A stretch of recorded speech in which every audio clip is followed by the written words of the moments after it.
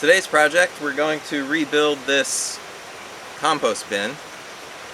It's a 2-bin system, so every week or 10 days we toss it from one side to the other.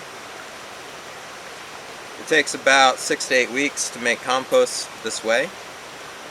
This one is made out of cane or canna.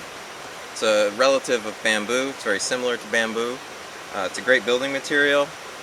This stuff comes from no more than 100 meters from this spot. I chose this spot because it's shady, so it's less heat, and it's also close to resources that we need. Water, thank you. The river, and it's close enough to the house that it's practical. We don't use any nails, screws, string. It's just fit together kind of like Lincoln logs. Even though first he actually don't know why he tried it. I tried string at first, and then I just found that it wasn't necessary. This bin has been in use for how long? 4 to 5 years. 4 to 5 years. And it has never been rebuilt. Obviously it needs to be rebuilt now, so we're going to go ahead and do that. So here we go.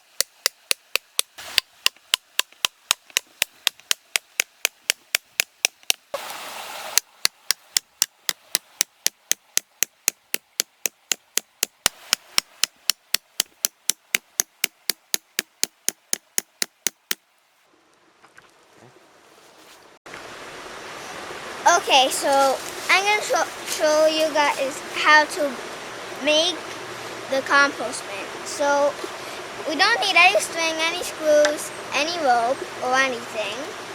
We just need canna, bamboo, something like one of these. And so they kind of just fit together like Lincoln logs. So the first thing you have to do is put like behind and front, behind, and then just put it down. Then you do the same thing with the other long side.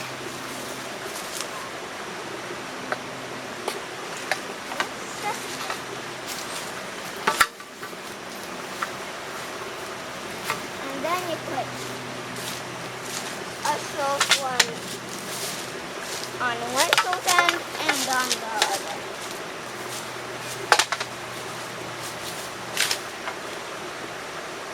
And then for the last one, right in the middle, kind of like tilted, like on the right of one and on the left of the other hole. And then you just keep doing it like that until you get it high enough, and that's how you make one.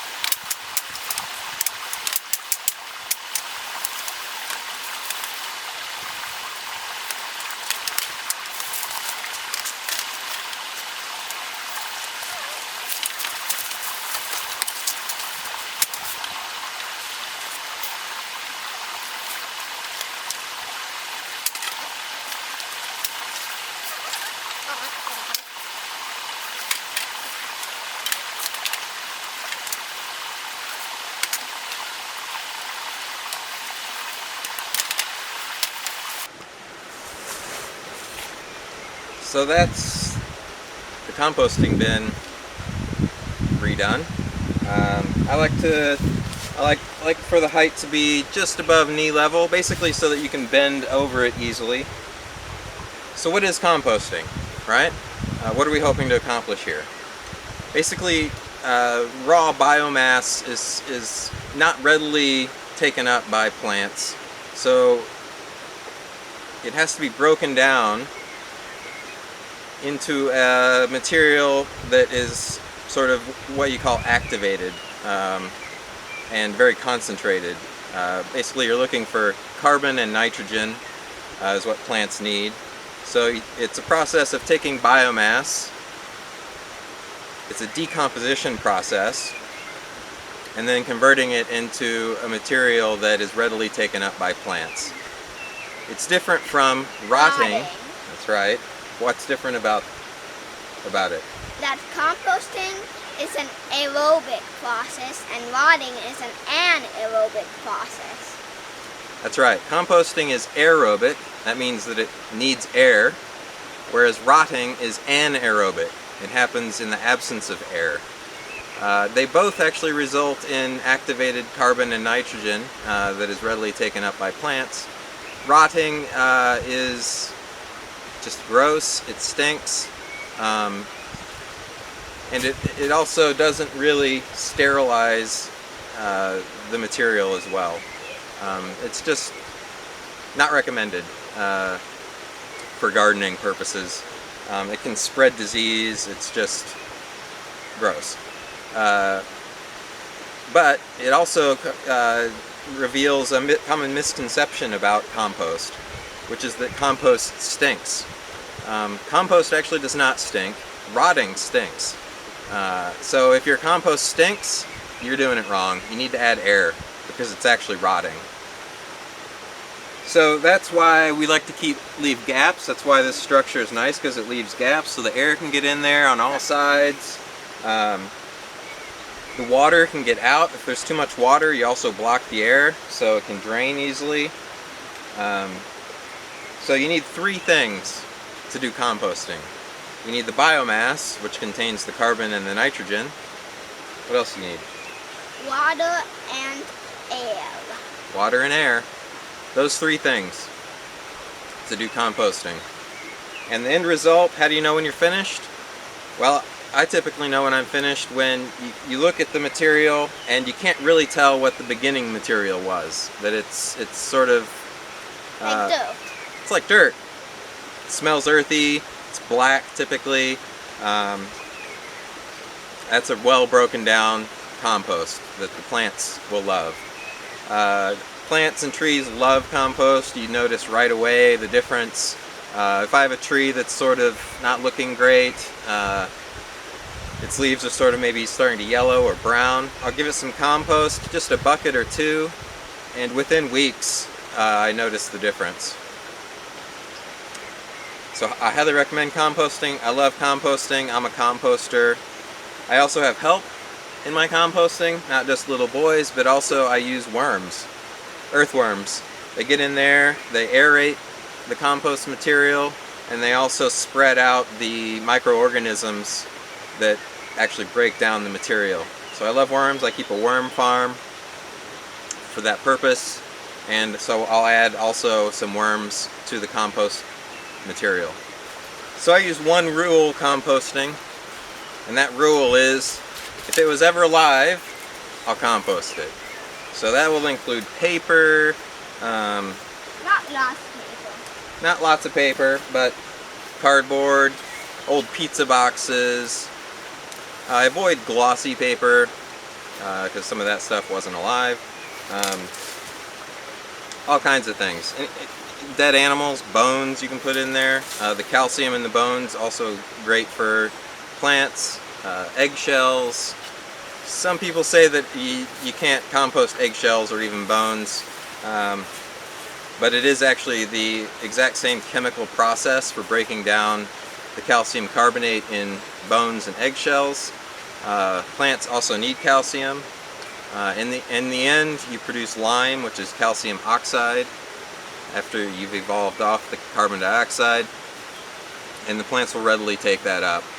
So it just nourishes the compost even more to add bone and eggshell. And if it doesn't break down the first time, just put it back through the process. So if you have chunks of bone sort of in there, you'll end up with higher calcium content in the end. I also will put in mussel shells, things like that. I'll even put in seaweed, wash off the outer surface of the seaweed to make sure I don't add too much salt. Although even a little bit of salt is okay. Those minerals are, a lot of them, needed by the plants. And in fact, in some places in the world where they're close to the sea, they do on occasion irrigate with seawater. Not in excess, but on occasion, just to get those minerals in there. So I'm pretty relaxed about what I put in my compost. I'm not too fussed about putting in the right thing or the wrong thing. If it was alive, I'll compost it. So this is the composting system that we use here. It's very simple, easy to build, doesn't require a lot of knowledge of building. The materials are readily available locally, very short distance away. It's easy to use. It does require a little bit of labor in tossing it back and forth, and in the summer adding water if that's required. This is mainly wood chips from our wood chipper. I like to chip up the cuttings, the prunings from the trees when I have them, instead of burn them, which is normally done here. That way I can compost it and then feed it to the trees and actually nourish the trees, rather than just burn all of that energy into nothing. It's a big waste. So there you have it. That's our composting system. Hope you learned something. Hope you enjoy the content. If you do, please consider subscribing and liking. And we'll see you at the next project. Bye. I hope you liked the content, and if you did, please consider subscribing and liking.